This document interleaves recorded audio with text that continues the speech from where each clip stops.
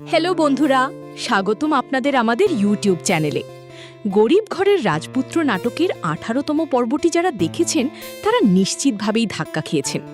একাধারে মেঘলার কোটিপতি হওয়ার খবর, অন্যদিকে ডিএনএ রিপোর্টের অবিশ্বাস্য ফল, সব মিলিয়ে নাটকটি এখন চরম উত্তেজনার তুঙ্গে। আজকের ভিডিওতে আমরা আলোচনা করব এই ডিএনএ রিপোর্টের পেছনে কার হাত ছিল এবং আগামী পর্বে অনিক ও মেঘলার ভাগ্যে কি ঘটতে যাচ্ছে। চলুন শুরু করা যাক। নাটকের 18তম পর্বে আমরা দেখলাম ডাক্তার 3 বার পরীক্ষা করেও জানালেন যে অনিক এই সন্তানের বাবা নন। মেঘলা চিৎকার করে বললেও অনিক তাকে বিশ্বাস করেনি। কিন্তু পর্দার আড়ালে কি ঘটেছে খেয়াল করেছেন?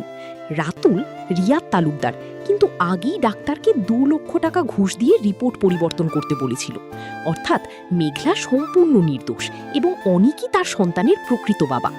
ডাক্তার টাকার বিনিময়ে এই ভুয়া রিপোর্ট তৈরি করেছেন, যা মেঘলা এবং অনিকের সম্পর্ক চিরতরে নষ্ট করার একটি বড় ষড়যন্ত্র।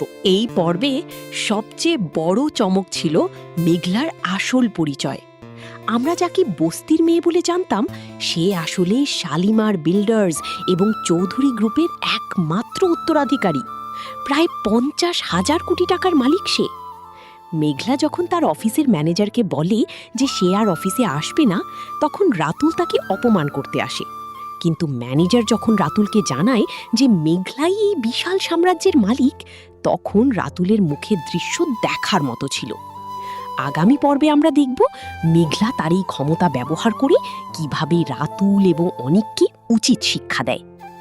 পরবর্তী পর্বে অনিক যখন জানতে পারবে যে রাতুল ডাক্তারকে ঘুষ দিয়ে রিপোর্ট পাল্টেছিল, তখন তার পায়ের নিচ থেকে মাটি সরে যাবে। অনিক হয়তো মেঘলার কাছে ক্ষমা চাইতে যাবে, কিন্তু ততক্ষণে অনেক দেরি হয়ে যেতে পারে। মেঘলা এখন অনেক শক্তিশালী, সে হয়তো অনিককে সহজে ক্ষমা করবে না। অন্যদিকে মেঘলা তার সন্তানের অধিকার আদায়ে আরও কঠোর ব্যবস্থা নিতে পারে।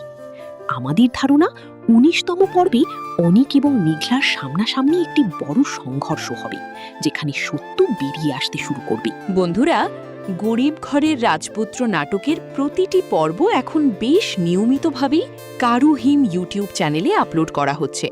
সাধারণত দুপুর 12টার মধ্যে নতুন পর্বগুলো প্রকাশিত হয়, তাই 19তম পর্বটি দেখতে চোখ রাখুন তাদের চ্যানেলে। মেঘলা কি তার সন্তানের বাবার পরিচয় সবার সামনে প্রমাণ করতে পারবে? অনিকের কি হবে শেষ পর্যন্ত? আপনার কি মনে হয়, মেঘলার কি উচিত অনিককে ক্ষমা করে দেওয়া? কমেন্ট করে আমাদের জানান আপনার মতামত। আজকের ভিডিও এই পর্যন্তই।